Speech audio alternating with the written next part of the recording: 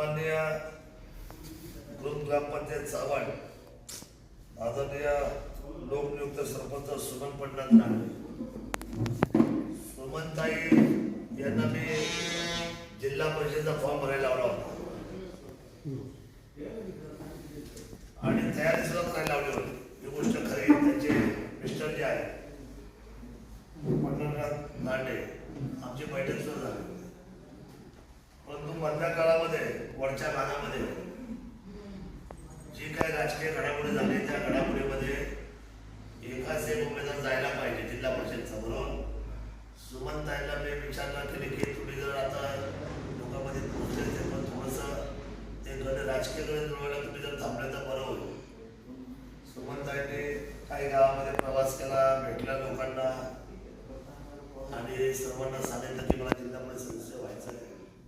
शरददादा पाटील आमदार साहेब उभे आहेत. या अनुषंगाने त्यांनी प्रचार पण चालू केला, नारळ पण वाढवला वरती. त्याच्यामध्ये पंचायत समितीचे 2 खाली सदस्य ज्याच्यामध्ये राजीव खरबळ आणि दुसऱ्या बाजूला जो आहे तो आमचा डॉक्टर डोळस.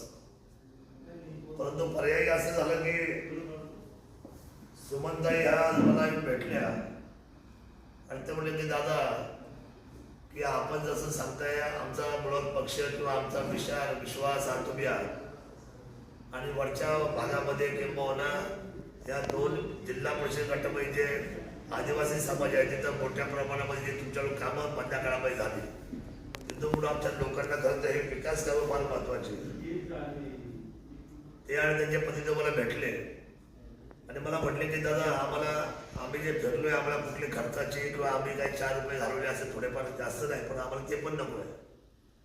म्हणून ताई तुम्हाला काय हवं आहे तर मला अभिमान वाटतो त्यांचा ह्या पती पत्नीचा. अभिमान याच्यासाठी मी काही लोकांना पाहतो फॉर्म भरायचा आणि मागं घेण्यासाठी पैसे मागायचे अशी पद्धत आधी चालू झालेली समाजात. पण ह्या नावाला काय म्हणतात तसं काय घेतो नाही. एकदम स्वच्छ आहे. तुम्ही दोघे आले मी माझ्या गावकऱ्यांना घेऊन येते त्याच्यामध्ये हे सगळे ग्रामस्थांनी येऊन बसलेले आहेत. मी आपल्याला ग्रामस्थांना सांगतो त्यांनी कुठल्याही बाबतीमध्ये उद्याच्या 27 तारखेला फॉर्म माग घ्यायच्यासाठी कुठल्याही अटी शर्तीसाठी किंवा कुठल्याही गोष्टीची मला रक्कम मिळावी म्हणून मी फॉर्म माग घेते असं नाही. मी थांबेल. तुम्हाला राजकारणामध्ये समजा एका सेट निवडणूक करायची असेल तर आमचं सहकार राहील. माझ्या ग्रुप ग्रामपंचायत सावंतचं सहकार राहील म्हणजे केळी मानकेश्वर सावंत आपला जो म्हणतोय. परंतु आम्हाला आमच्या गावाचं हेच साधायचं आहे. 5 वर्षापैकी 2.5 वर्षाची 3.5 वर्षाची त्यांची टर्म सरपंच पद्धती जवळजवळ पुढे नेऊन गेलेली आहे आणि आता या 2 वर्षामध्ये काहीतरी गावाला काम दिसलं पाहिजे माझ्या कार्यकालामध्ये. म्हणून तुम्ही मला विकासाची कामं त्या गावाच्या भल्यासाठी द्या अशा सुमनताई आतमध्ये बोलल्या आणि मला खूप आनंद वाटला.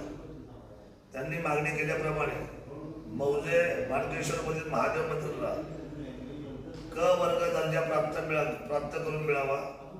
तिथे एक भक्ती भवन बांधण्यात यावे. आपटाळे खिंड बांबळेवाडी हांडेवाडी केळी फाटा हा रिंग रोड तयार करण्यात यावा. 3रा मौजे मार्गेश्वर येथे स्मशानभूमी परिसराचे सुशोभीकरण करून शेजारी केटी बंधाराचं काम केटी बंधारा बांधण्यात यावा.